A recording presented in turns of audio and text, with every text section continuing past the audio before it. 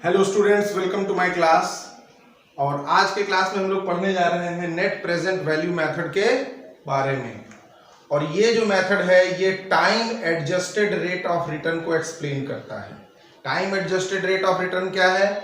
यानी ऐसा rate of return जो टाइम वैल्यू ऑफ मनी को कंसीडर करके कैलकुलेट किया गया हो।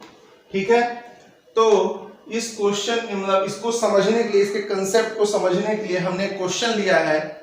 आप उस क्वेश्चन को लिख लें जो स्क्रीन पर चल रहा है और उसके बाद इसके सॉल्यूशन को देखें।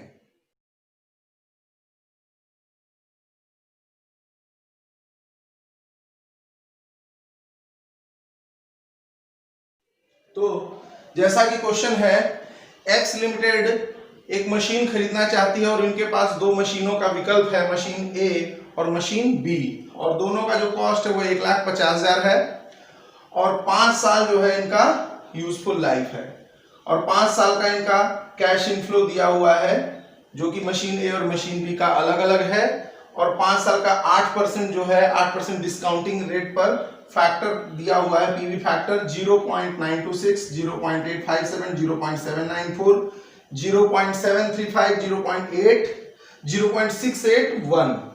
तो ये आपका पीवी फैक्टर दिया है और मशीन ए और मशीन बी का कैश इनफ्लो दे दिया है जो कि है 37,500, 50,000, 50,000, 37,500 और सबसे लास्ट में 25,000। और मशीन बी का है 25,000, 62,500, 50,000, 50,000, 12,500। नेट प्रेजेंट वैल्यू में आपको कुछ एक्स्ट्रा नहीं करना है। अगर आपको discounted pay back period method समझ में आ चुका है तो ये मेथड भी बिल्कुल उसी तरह है। बस फर्क सिर्फ इतना है कि उसमें हम लोग पे बैक पीरियड निकालते हैं और यहाँ पर हम लोग नेट प्रेजेंट वैल्यू निकालेंगे और नेट प्रॉफिटेबिलिटी इंडेक्स भी कैलकुलेट करेंगे। तो अगर हम इनडायरेक्ट वे में देखें तो पोस्ट पे बैक प्रॉफिट ही क्या है? नेट प्रेजेंट वैल्यू है। कैसे? जब हम लोग कैलकुलेट करेंगे तो ये बात समझ में आ जाएगी। तो कैलकुलेट करने के लिए क्या करना होगा? आपको कैश इनफ्लो से मल्टीप्लाई करना होगा पीवी फैक्टर। फर्स्ट ईयर में मल्टीप्लाई कर दिया, इसका वैल्यू आ गया 34,725। सेकेंड ईयर में वैल्यू आ गया 42,850। थर्ड ईयर में मल्टीप्लाई कर दिया कैश इनफ्लो का 39,700 आ गया। उसके बाद फोर्थ ईयर में मल्टीप्लाई कर दिया तो आपका आ गया 27,563। और लास्ट ईयर में 0.681 से 25,000 को मल्टीप्लाई करने पर क्या आ जाएगा? 17,025।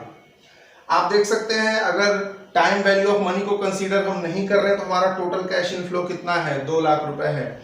यानी उस प्रोजेक्ट से हमको 2 लाख रुपए का इनकम हो रहा है। लेकिन अगर हम टाइम वैल्यू ऑफ मनी को कंसीडर कर रहे हैं तो हमारा जो present value of cash inflow आ रहा है, यानी उसका जो रियल वैल्यू है, यानी जो भी हमको इनकम मिला है उसका रियल वैल्यू जो है वो क्या है? 1,61,863। तो ये हो गया present value of cash inflow machine A का। ठीक उसी तरह मशीन बी का हम यहाँ पर क्या कर रहे हैं? पीवी फैक्टर से अगेन मल्टीप्लाई करके 25,000 मल्टीप्लाई किए 23,150 आया, 563 आ गया, 62,500 इससे मल्टीप्लाई किए। इसी तरह आगे का हमने कैलकुलेट करके present value of cash inflow calculate कर लिया। यहाँ पर भी हमारा जो कैश इनफ्लो है वो 2 लाख है, लेकिन उसका रियल वैल्यू कितना है? 1,61,676 है। तो दोनों मशीन का हमने क्या कैलकुलेट कर लिया? Present value of cash inflow, ठीक, और इनका कैश इनफ्लो जो है। तो यहां पर मैंने कैश इनफ्लो क्यों लिखा है? डिफरेंस दिखाने के लिए कि अगर हम टाइम वैल्यू ऑफ मनी को कंसीडर नहीं करते हैं तो कितना लंबा गैपिंग दिखता है। ठीक है, तो यही होता है रियल और एक रियल डेटा में और प्रेजेंटेड डेटा में। ये प्रेजेंटेड डेटा एक कांस्टेंट बेस को, यानी इनकम को इक्वल, हर साल के इनकम को इक्वल मानकर चल रहा है, इक्वल वेटेज देकर चल रहा है, और जबकि ये जो है वो रियल फैक्टर्स को कंसीडर करके कैलकुलेट कर रहा है। तो अब बारी क्या है? नेट प्रेजेंट वैल्यू कैलकुलेट करने की। तो नेट प्रेजेंट वैल्यू कैसे कैलकुलेट करेंगे? जो present value of cash inflow का टोटल है उसमें से हम माइनस कर देंगे टोटल कैश आउटफ्लो, यानी कि कॉस्ट ऑफ प्रोजेक्ट। वही हमारा कैश आउटफ्लो है। तो 1,61,863 में से 1,50,000 लेस कर दिया तो पहले प्रोजेक्ट का जो एनपीवी है, नेट प्रेजेंट वैल्यू है, वो कितना जा रहा है? 11,863। दूसरे मशीन का कितना जा रहा है? 11,676। यहाँ पर भी वही किया, टोटल ऑफ पीवीसीआई माइनस 1,50,000 यानी कॉस्ट ऑफ प्रोजेक्ट। तो आपका ये आ गया। अब यहां पर भी देख सकते हैं, अगर हम सिर्फ एनपीवी को कंपेयर करें तो मशीन ए का जो एनपीवी है वो बेटर है मशीन बी से, थोड़ा सा ही बेटर है लेकिन बेटर तो है। तो यहाँ पर मशीन ए जो है वो प्रेफरेबल है मशीन बी के ऊपर। अब हम प्रॉफिटेबिलिटी इंडेक्स कैसे कैलकुलेट करते हैं? Net present value divided by total cash outflow, जो भी नेट प्रेजेंट वैल्यू है उसको टोटल कैश इनफ्लो से डिवाइड करके 100 से मल्टीप्लाई कर दीजिए, आपका दोनों जो भी मशीन्स हैं उसका आ जाएगा प्रॉफिटेबिलिटी इंडेक्स परसेंटेज में। तो पहले मशीन का प्रॉफिटेबिलिटी इंडेक्स 7.91 है, यानी रियल टर्म्स में हमको रिटर्न कितना मिला फर्स्ट मशीन से 7.91 और दूसरे मशीन से 7.78%। ठीक है, तो किसी भी इसमें से कोई भी एस्पेक्ट हम चूज कर ले, मशीन ए ही हमारा बेटर है और उसी को हम लोग चूज करेंगे। ठीक है, तो यहाँ पर तो दो मशीन में से जो बेटर होगा वो हम चूज करेंगे, लेकिन अगर मान लो एक ही मशीन का रहता तो कैसे चूज करते, उसको चूज करते या नहीं करते, क्वेश्चन राइज होता है। अगर सिर्फ एक मशीन हो तो वहां पर हम क्या देखेंगे कि एनपीवी पॉजिटिव है या नेगेटिव। पॉजिटिव एनपीवी मतलब प्रॉफिट हो रहा है, और नेगेटिव एनपीवी का मतलब यह है कि हम उतना अर्न नहीं कर पा रहे हैं जितना कि एक पर्टिकुलर प्रोजेक्ट के कॉस्ट को रिकवर करने के लिए अर्न करना चाहिए। तो अगर सिंगल मशीन का क्वेश्चन दिया हुआ हो तो वहां पर आपको कैसे डिसीजन लेना है? अगर एनपीवी पॉजिटिव है तो डिसीजन लेना है, यानी कि उस मशीन को खरीदना है या कैपिटल प्रोजेक्ट में इन्वेस्ट करना है।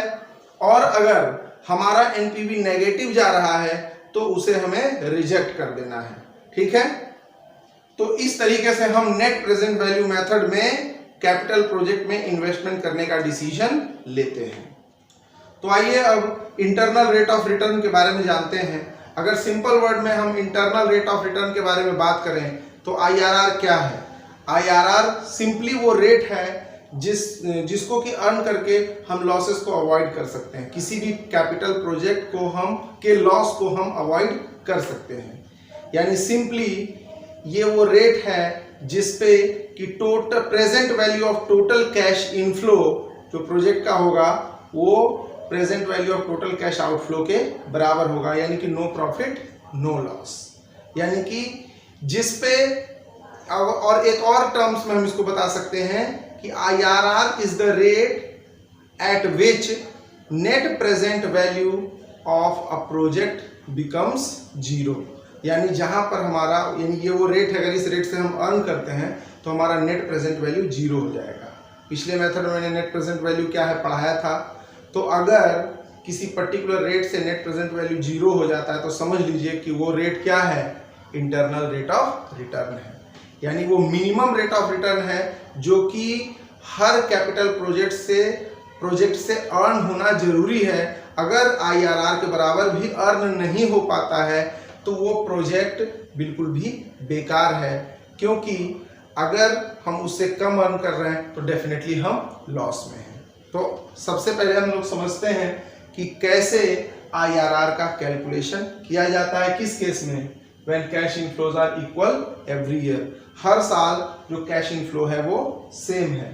तो क्वेश्चन में जैसा कि जो डिस्प्ले पे क्वेश्चन था वीडियो में, उसमें आपने देखा कि एक प्रोजेक्ट है जिसका की कॉस्ट है 2 लाख रुपए और उसकी जो यूजफुल लाइफ है वो 4 साल है और एनुअल कैश इनफ्लो 80,000 है। तो आईआरआर कैलकुलेट करने का सबसे पहला स्टेप जो है वो है क्या? हम पीवी फैक्टर कैलकुलेट कर लेंगे।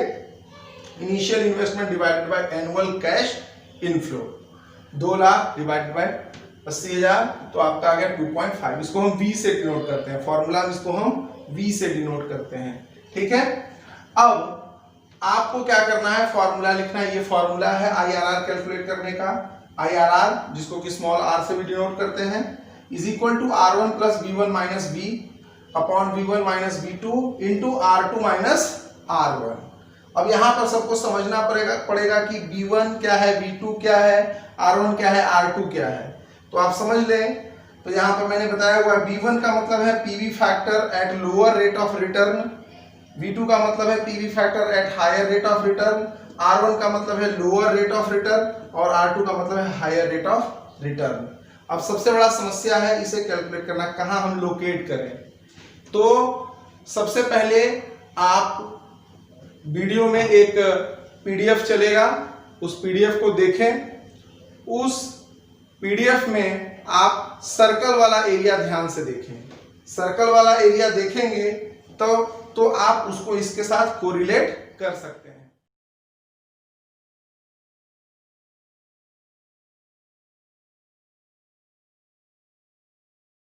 तो सर्कल वाले एरिया में आप देख रहे होंगे कि V1 और V2 जो है वो 2.589 और 2.494 है। कहां से आया?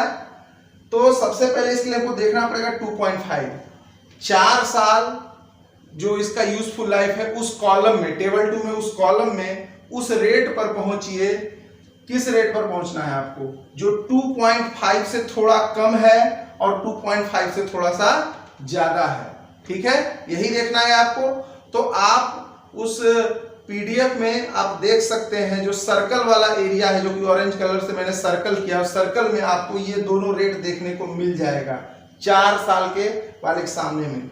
जो 4 इयर्स का जो कॉलम है आपका, उस 4 ईयर के कॉलम में आप सीधे में देखेंगे तो आपको ये रेट दिखाई पड़ेगा सर्कल में 2.494 जो कि 2.5 से कम है और 2.589 जो कि 2.5 से थोड़ा ज्यादा है। एक लोअर और एक हायर, यही लोकेट करना है आपको क्वेश्चन में।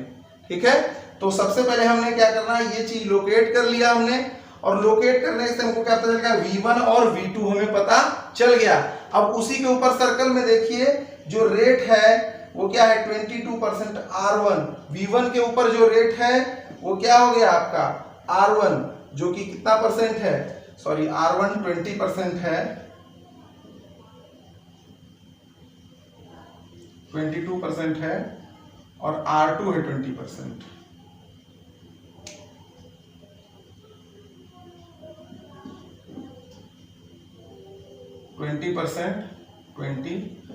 सॉरी, R1 20% है, यानी B1 के ऊपर जो आपका रेट है वो 20%, वो R1 है, और जो V2 के ऊपर रेट है वो क्या है, हायर रेट ऑफ रिटर्न 22% है। ठीक है, तो R1 V1, R2 V2, ये आपको टेबल में लोकेट कर लेना है। जब ये हमने लोकेट कर लिया, अब इसको हम फॉर्मूले पे रखेंगे।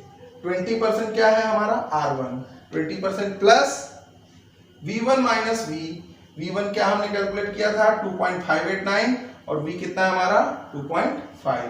उसी तरह V1 माइनस V2, V1 कितना है, V1 हमारा है 2.589 और V2 है हमारा कितना 2.494, माइनस कर दें, और यहाँ पर इंटू 22 माइनस 20%, यानी R2 माइनस R1, यानी 2% हो गया।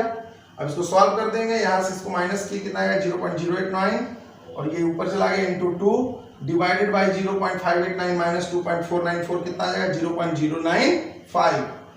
अब आप इसको सॉल्व कर देंगे तो इसका वैल्यू आ जाएगा 0.87।